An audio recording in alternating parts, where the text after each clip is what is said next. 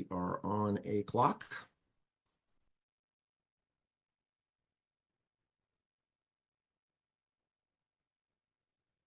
All right. So I want to talk about open coaching. This is actually a tool that I created a bunch of years ago. It took me 7 years to get it officially recognized because there was actually quite a bit of fear around it, which, I sort of get in some ways. There's some pros and cons to open coached versus pre-coached, and I'll talk briefly about that. But this is what the layout looks like for a really good open coached deep dive. So you've got a coach, a presenter. Just so you know, when we changed the name from a presentation to a deep dive, we almost called the coach the diver buddy, and we started getting way too into the metaphor and decided, no, too much. We're just going to call it a deep dive with a presenter and a coach, and which I'm glad about. And assistant coach. And this is probably the most important role in an open coach deep dive. And I said I would speak to, I think it was, who was it? Was it Kelby who loved coaching? No, it was Tudor. Tudor, you would be awesome in your forum to be the assistant coach for the next 6 meetings. And someone had asked how to improve the skills of the forum around coaching. And this is a great strategy. I've used it a bunch with forums. It works really well. We pick the person who's the best coach in the forum, right? And it's not hard to identify. And if it was our business, we would have that person coach every single deep dive because that's efficient. But we're trying to build skill. And so take the person who's the best coach in the forum, make them the assistant coach, and then let everyone else rotate through the role of coach. There are 3 really predictable reasons we got stuck, and I heard these come up quite a bit when I asked you about what were your things that were getting in the way of good coaching. These are the ones that I've identified as the most prominent. The first is performance anxiety, right? You're sitting in front of your forum, having to coach, you've got limited time, and you get the yips, right? Those of you who golf, it's like being on the first tee and the whole clubhouse is watching you and you can't remember if it was left arm straight or right arm straight. You're up in your head, right? Which is not exactly our sweet spot of performance. The second reason that we get stuck as a coach or challenged is we head down a really familiar path of problem solving. And our problem solving engines run on data. And so if Tudor, you're sitting in the role of assistant coach and the coach starts asking, well, how many, how big, how long, you can tell they're problem solving and nudge them back on track because that's what our problem solving engine runs on. When I'm coaching, I don't ask any data questions. They are just not part of the deal. The third reason people get stuck is they go to empathy. As a coach, you are actually keeping yourself from going to empathy. Because if I go to empathy as a coach, experiences start bubbling up for me to share. I'm trying to create empathy in the forum group, but I'm not allowing myself to go there, which means if you're coaching an open coach deep dive, you may not have an experience to share until 2 or 3 other people go, and then you'll catch up. Because if you go to empathy, you're not thinking about serving the presenter, you're actually thinking about yourself and how you relate to this. So an important piece of the puzzle. So assistant coach does a couple of things. One, if the coach gets stuck, with the coach's permission, they can offer to assist. And we'll give the assistant coach one thing to listen for. So if the coach gets stuck, they can say, I heard this, and the coach will be back in the game. The other thing the assistant coach does is they can actually see the forum because they're looking across the profile of the coach and the presenter. And so the assistant coach can see when the forum is ready to share, because it is sometimes hard to know when to stop. Because as a coach, you can't see the forum. You're looking only at the presenter and you're coaching for the forum. So the assistant coach often says to the presenter, hang on one second, let me check with the group. You guys ready to experience share? And they're like, yeah, we're done. That can be 3 minutes into a coaching session. The main event isn't the coaching, it's the experience shares and takeaways. So having an assistant coach lowers stress for the coaches because they got someone who has their back. It also lets them know when they can stop coaching. And it's the secret sauce for making these things work and improving the quality of coaching in your forum because everyone gets a chance to rotate through that seat and it lowers their stress knowing that someone's got their back.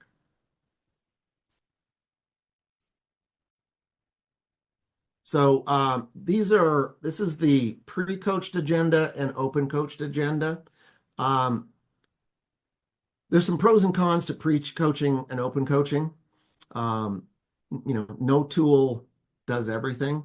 So one of the downsides of pre-coaching is the only exposure you get to coaching is when you're coaching someone or they're coaching you, which doesn't build a lot of skill over time because you might only coach 2, maybe 3 times a year, which isn't really enough exposure to a tool to build skill. The other thing that can happen with pre-coaching is you can over-coach, which means you move the person through emotional complexity. By the time they show up at the forum meeting, they've made a decision. They want to know how to do something, and the emotional complexity is gone, and you can't recreate it. Or you undercoach, and they're all over the place when they present.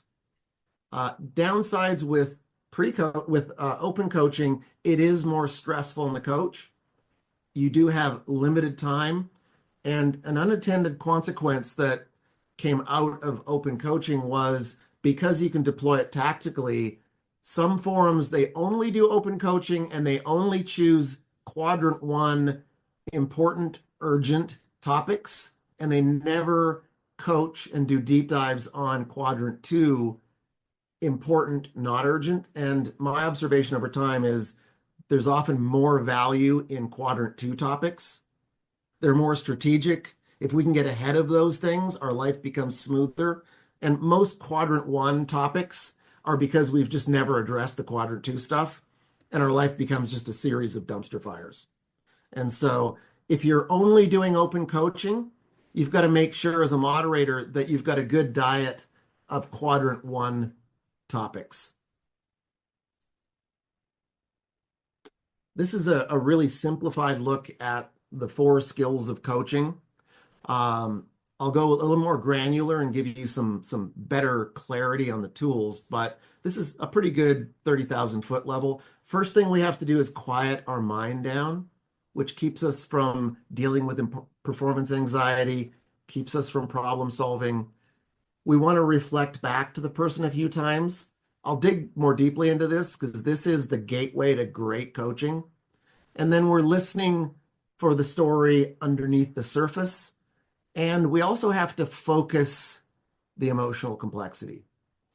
So taking that model and going a little bit more granular and a little deeper, this is my favorite way to look at coaching. So I'll demo this in a little bit, but prior to the forum meeting, and we're just talking about open coach deep dives, prior to the meeting, you have to vet the topic with the presenter. And the way that you do that is you ask them, what do they want to do a deep dive on? And then it has to have these 3 components. It has to be important to them, not trivial. It has to be undecided, which means they have not committed to any forward movement. And the reason that they have not made a decision, or the reason that it's unresolved, if it's to do with family, I use unresolved because that's more fair. I don't want to say, have you decided to help your kid? It's not a fair question. Are you resolved around it? No. So important, undecided, and emotionally complex, which really means the reason I'm not moving forward is the emotional complexity. If the topic has those 3 things, you'll always be successful as a coach. If it was important, undecided, and the only thing missing is they need more data, you're not going to be successful as a coach because there's no emotional complexity. That goes into the pipeline of peer learning topics. Okay. So you've vetted the topic in advance, and here's a little coaching hack. I always get a backup topic because there are times between that conversation prior to the forum meeting and you sitting in front of the presenter and forum, they actually make a decision. And if I've discovered they've made a decision, I'll just go, oh, sounds like you made a decision. Let's go to our plan B topic. And you don't miss a step. And it's way less stressful. So I just, I always get a backup topic. So then in the meeting, you first quiet your mind down. Then you listen to the presenter and you're going to reflect back, parroting, not paraphrasing, which means you have to interrupt them. And you're going to do that 2 or 3 times. A lot of stuff's going on in reflection. One, you're interrupting them, which means you're breaking down their rhythm and you're throwing them off their game a little bit because they've built this story in their head. It isn't really the truth. And so by interrupting them and letting them hear what they just said, often it doesn't have the ring of truth on the way back, and they'll course correct. The other thing that happens in reflecting is you have to listen so well to parrot back what they said. It keeps you from problem solving. And it also slows them down because they're often coming at you at a pretty crisp pace. By interrupting and reflecting back, they will start feeding you bite-sized chunks, which then allows you to shift to active listening. And I heard this come up in one of your anxiety things, what to listen for. We found these are the targets that you're actively listening for. Metaphors, strong words, incongruity, which means they're contradicting themselves or just not making sense. Absolutes, always, never, anything that polarizes. Imperatives, I really should, I really ought to. And repetition, repeated words, repeated themes. When you hear one of those, you stop them and go, oh, tell me more about the 800-pound gorilla. Tell me more about the canary in the coal mine. Tell me more about the strong word you just used. You're also holding yourself in curiosity with the person, which means I don't have a need to solve their problem. I'm just really interested in what they have to say. When you hold yourself in curiosity with someone, it's very disarming and they tend to risk more, share more openly. Based on your curiosity, you can ask a few open-ended questions, though. If you're a highly developed problem solver, this can go sideways. We start asking data questions. For me, a total win when I'm coaching is I've asked no questions. That's when I'm really on my game. But it's okay to ask a few questions. And during this whole process, I am paying a lot of attention to their emotional state, facial cues, body language. And when I see that they've moved from the intellectual construct of their story down into the emotion, and I can see that in their body language, their tone, their face, then this is where we focus. And I found the most elegant tool around that is tutor. I want you to hold yourself in the swirl of all of the things you've just shared with me because I'm coaching you. Which of these 5 core emotions glows the brightest around that swirl? It doesn't have to make sense. Mad, sad, glad, afraid, ashamed. Doesn't have to make sense. Mad, sad, glad, afraid, ashamed. They have to pick one. And these are the primary colors of emotion. And this often is an empathy trigger for the forum. And I'd say 80% of the time, it's about what we thought. The other 20%, what they're feeling is totally incongruous with what they shared. And we take a really interesting dive deeper into what's going on with them. And then if you're not tapped out by your assistant coach, question of essence. I'm just picking on Tutor because you're right in front of me here. Tutor, you just shared with me anger. So if you could capture the essence of what this is all about for you in the form of a question to this group of peers, what might that sound like? Not a request for information, but have you guys ever felt, and sometimes that's an interesting little tool to get them to sort of share what's really going on, and is often an empathy trigger for the group. Doesn't mean everyone has to experience share on that, but it's often quite a good tool. The other two are sometimes you see the presenter sort of shut down, giving them a little encouragement. Tutor, you're doing great. And they will then relax in and continue to move forward. And finally, don't be afraid of silence. Sometimes people coach themselves, and silence is a powerful tool. You do not have to fill all of the space. So every time I coach, I just work myself through that same process, and success rate's awfully high. So examples of metaphors, fork in the road, fish out of water. These are pretty easy to recognize, and some people are quite metaphorical. And when you hear one, oh, tell me more about the roller coaster. Oh, tell me, House of Cards. Tell me more about the House of Cards. Metaphors are big placeholders in our story. They have no emotional content until I say, tell me more about that, and they have to explain it. Then they have to actually feel it and be part of it and accept it. Strong words. Oh, horrible, amazing, reinvigorated, genius. Swear words are often strong words. I was livid versus I was irritated. When I hear a strong word, oh, tell me more about being livid. Oh, you were awe-inspired? Tell me more about that. I'm just paying attention to these cues. Incongruities, right? You said you're excited about a new product, and then you're saying you're dreading the next 3 months. Can you help me to connect those dots? And they can't without going deeper down into what's really going on. Absolutes are very rare. It's rare that something is always or never. And so when I hear an absolute, I'm just curious as the truth, and I'll stop and go, so you've never been successful? And either they're going to go, yeah, and like, that's important to hear, or, well, actually, and they veer back towards whatever the truth is for them. Imperatives, I ought to, I should. When I hear one of those, I just go, you said you really ought to. Whose voice is that?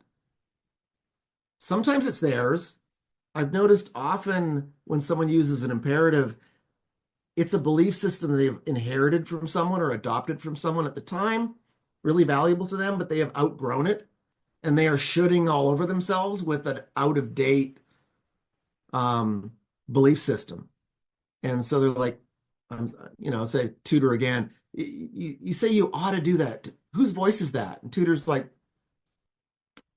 oh my God, that's my mentor from high school. I'm like, wow, tell me more about your mentor from high school, and we'll head down a whole different path, right? Or that was my grandfather. Oh, tell me more about your grandfather, right? There's no perfect path. They're giving you the cues. You're just pulling on the threads. And then finally, repetition. Either repeated words. Oh, I was really, really, really angry at him. Oh, really, really, really? Tell me more about that. Or they keep bringing the same topic up again. They're repeating themselves. Obviously, it's important. You've mentioned your mother-in-law a few times. Tell me more about your mother-in-law. I'm just paying attention to these active listening targets. I'm not hearing anything else. I'm not listening for data at all. So I'll demo this in a minute or two, but here's a great stop doing list. Stop trying to get clear on the situation. You don't have to fully intellectually understand what they're talking about. Sometimes they go into a whole bunch of data about something. I just wait till they're sharing an active listening target. I don't even have to understand them. Stop listening for facts. They'll distract you. Stop listening for requesting data. That's problem solving. Stop asking, I heard this in the challenges, don't ask leading questions. Your job is not to take them somewhere. They're taking you somewhere. You're just recognizing where they're taking you and supporting them and heading that direction. Stop judgment. And then it's nice to turn off our problem solving engines for a few minutes and just really be you're not in empathy, but you are being sympathetic in that you're listening really carefully for what they're having to say for you. All right, so I am going to stop there for a second.